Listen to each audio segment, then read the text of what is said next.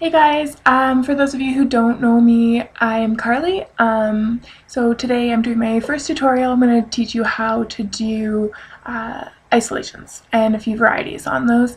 I'll show you how I learned it and how I found it the easiest to learn.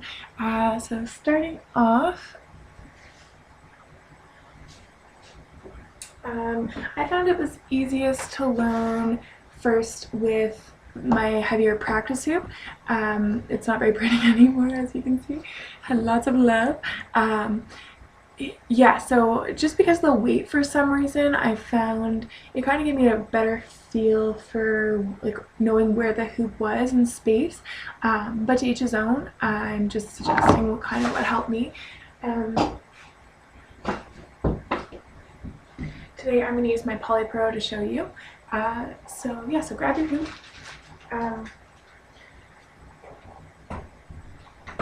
So the way I learned this trick, I took the hoop in front of me and I kind of pretended like there was a post in the middle. So if it's like a wheel on it with spokes, so you have the post here.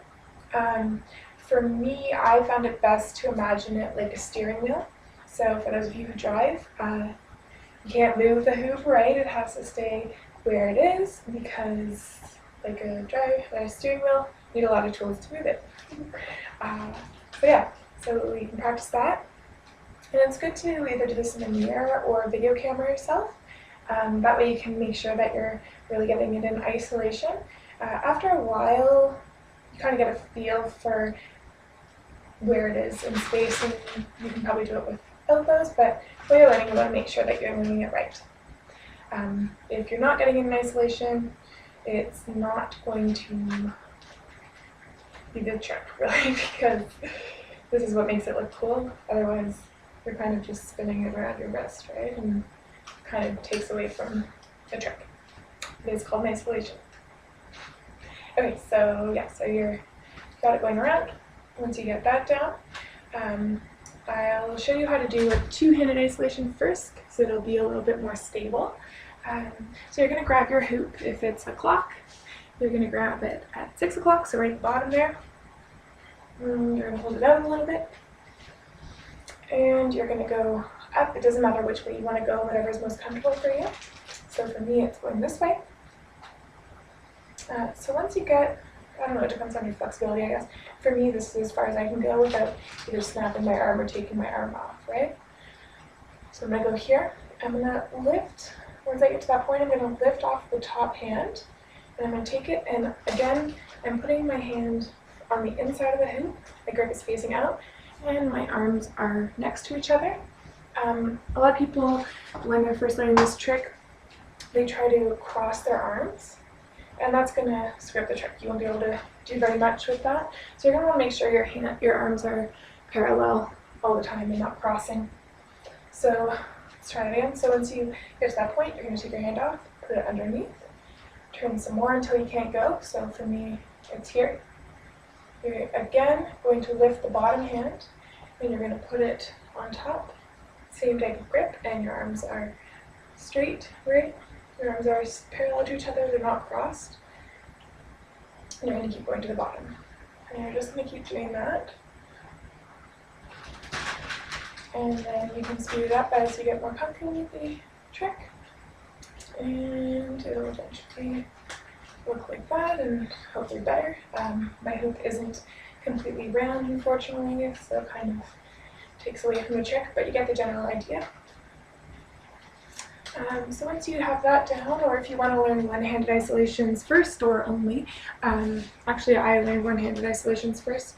So you're gonna, again, same thing, put your one hand, whichever hand you're most comfortable with, put it at 6 o'clock. And you're going to go up the same way. Your arm's probably going to be able to go a little farther because you don't have this annoying second one. So once you get up there and you can't go anymore, you're going to want to roll your hand, or the hoop, across your hand and grab it again. So this grip, or this switching of grips, is probably the most challenging part of the isolation in terms of keeping the hoop in isolation while you're changing your grips. So that's going to take a while to practice, probably, maybe not, But yeah, you're going to want to practice that, and it's a good idea to learn, well, all your tricks even, in both directions and with both hands. And the reason for that is it's going to give you a lot more options when you are dancing. If you're holding the hoop with this hand, you don't need to do an extra move to switch hands to get into your isolation. You can just go into your isolation. And yeah, so anyways, I think it's a good idea to learn with pretty much anything in either both currents, which means your natural current and the opposite one, and that way it's also a lot more interesting to a person watching, for you not to just be staying there going in circles, right? If you can switch it up and go the opposite way, or maybe do a toss and switch it, it's a lot more interesting than just this, right? I mean, this is really cool, but it gets really boring after a while for someone watching. So yeah, so that's your isolation. I found when I was learning these, to me, like going this way is most comfortable, and I had a hard time switching directions.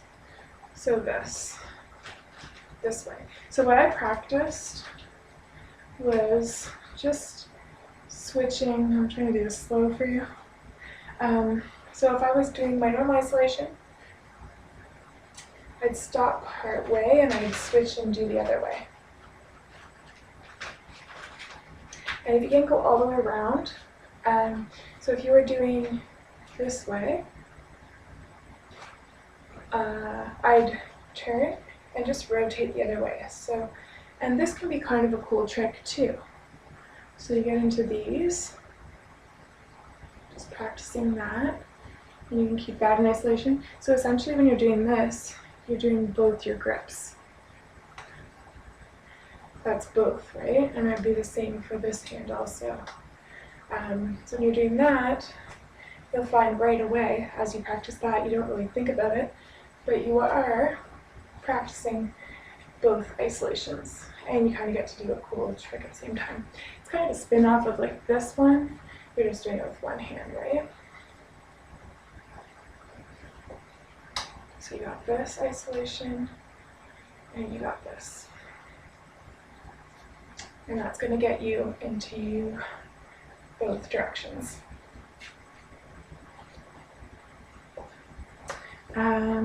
Yeah, so once you've got your isolations, or your basic isolations, you can kind of get creative with it and start learning with isopops and lateral isolations, cat eyes, all that fun stuff.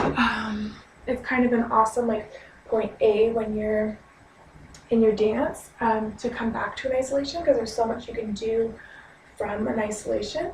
For example, so you got your isopop. So if you are in your isolation, you come to a point, it's basically just one full rotation of the hoop outside of this isolated circle. So this is your isolated circle, get to a point and you drop the hoop and you come back up. So it's basically, if you get there, it's going to do one rotation, you're going to just let go basically, and it's going to do one rotation around your hand, and you're going to grab it again in that same spot, so like this. I don't know how that looks on here. It's best if you do this fast. It might take some practice, but you kind of get more momentum that way. It's easier to keep your hand in the same spot. And then you have linear isolations. So with linear isolations, you're doing your isolation. This is your point A. And when you get to this point, you can do these from the side or from in front of you. It depends on how you're feeling or where you are in your dance. So when you get here, you reach out as far as you can, and you're going to drop the hoop. So the same thing as the isopop, kind of. You're going to go out, and it's kind of like a brush stroke with this. Like, essentially you're going around, and then you're going to lift the hoop up like that. See, it's kind of like the same idea as the isolation in front of you, but it's over to the side, the brush stroke. And you can do these like down, or I can't do these up right now because there's a ceiling there. Do them out, and yeah, play around with them. You can also do them in each direction. I have a lull in my heavy, so I can't do it right now. But you get the idea. So you have those, you have this fun stuff. Just, what else? You have this one, right, which I showed. And yeah, just being creative with it. You can also, I like this, taking this, the two-handed isolation and turning it into a barrel roll like that, or repeated one. This is my shirt. You can also do a one-handed barrel roll, which kind of looks cool. That's again, you want to keep the hoop in isolation. That's what makes all these tricks look cool, right? And they feel really cool. So yeah, I'm trying to think if there's anything else that I want to tell you about isolation. I don't think so, for now anyways. So yeah, so I think that is everything I want to tell you about isolations. If I forgot something, or if you have any questions, just leave me a comment below, and I can either answer you or I'll make a tutorial. If there's something I showed you afterwards, like a variation of it that I showed that you want to learn, just leave a comment and I can make a tutorial on that. And yeah, happy hooping. Let me know how it turns out. Bye.